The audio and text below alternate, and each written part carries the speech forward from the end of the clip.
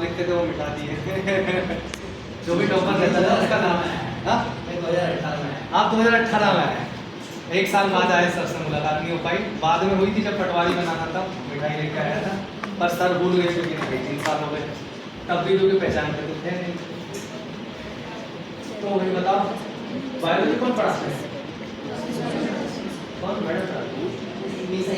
Physics sir पढ़ाते हैं और केमिस्ट्री सर पढ़ाते हैं ना। अच्छा तो पूछ लो, मैं बता दो।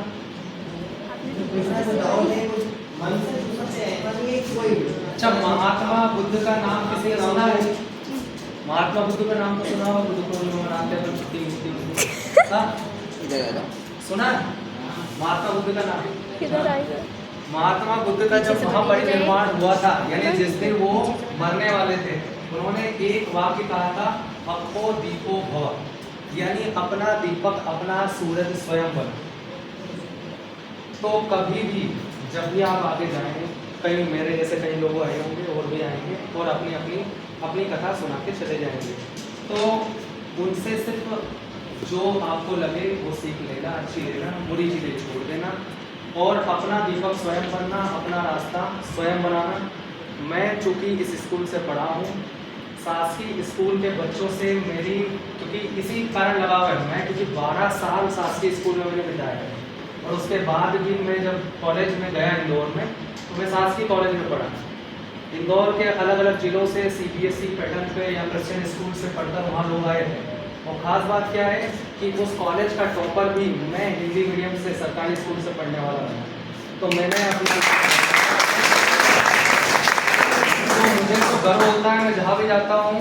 MPPSC जब साक्षात्कार लेता है, आपको पता नहीं होगा, प्रीलिम्स होता है, मेंस होता है, इंटरव्यू होता है, उसके बाद आपको अंतिम चरण में आपका होता है। तो जब वहाँ पर भी मुझे साक्षात्कार देना पड़ा, इंट्रोडक्शन दिया, तो मैंने खुल के गर्व से बताया कि सर मैं ग्राम कामखेड़ा का निवासी हूँ और मेरी प्रारंभिक शिक्षा अपने ही गांव के शासकीय स्कूल से पूर्ण हुई। तो लोगों में जो मानसिकता बनी हुई है कि शासकीय स्कूल में अच्छी पढ़ाई नहीं होती है, अच्छे टीचर नहीं होते हैं, तो मैं जीता जागता सबूत हूँ। और आप कम से कम अपने मन में एक चीज़ ये बैठा लेना आज कि शासकीय स्कूल से, सरकारी स्कूल, गांव के स्कूल से पढ़कर भी कोई व्यक्ति MPPSC जैसे एग्ज़ाम क्लियर कर सकता है और अधिकारी बन सकता है।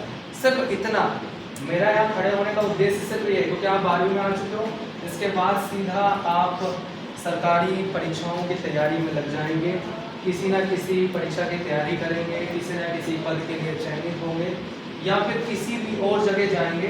तो अगर आप प्राइवेट सेक्टर में भी करते हो तो कभी मत सोचना कि हम सरकारी स्कूल से पढ़ के आए हैं तो हम अच्छा नहीं कर पाएंगे। शासकीय स्कूल है लेकिन आपकी क्षमता के ऊपर रहता है। और गौतम बुद्ध ने कहा है, अपना प्रकाश अपना दीपक स्वयं बनना है, किसी के भरोसे कभी नहीं बैठना है, ठीक है। और कोई कुछ भी बता दे, सबकी परिस्थितियाँ अलग होती हैं, सबका मानसिक विकास अलग है, सबके परिस्थितियाँ अलग हैं, तो उसके हिसाब से हमें सेटल होना है, ठीक है। चलो और पूछ लो, नहीं पूछो ना। 12वीं क्लास के बच्चे हो यार, कुछ तो डाउट आते होंगे। मतलब 12वीं क्लास के बच्चे हैं अपन। मनुष्य का स्वभाव जिज्ञासु प्रकृति का होता है। मतलब हम जब बचपन में जब कोई छोटा बच्चा रहता है ना, वो हर एक चीज को देखकर कुछ ना कुछ पूछता है कि ये क्या है, ये क्या है, इससे क्या होगा, ऐसा क्यों होता है, वैसा क्यों। धीरे धीरे धीरे करके हमारी जिज्ञासाएं खत्म हो जाती हैं। तो नई शिक्षा व्यवस्था में लगातार जिज्ञासा को बढ़ाने का प्रयास किया जा रहा है, खेल के माध्यम से, अलग अलग उदाहरणों के माध्यम से। शासन का भरसक प्रयास है, तो अपने मन में लगातार जिज्ञासा बनाए रखिए, क्योंकि उसी से आप कुछ नया रचनात्मक सोच पाएंगे और कुछ नया कर पाएंगे, ठीक है।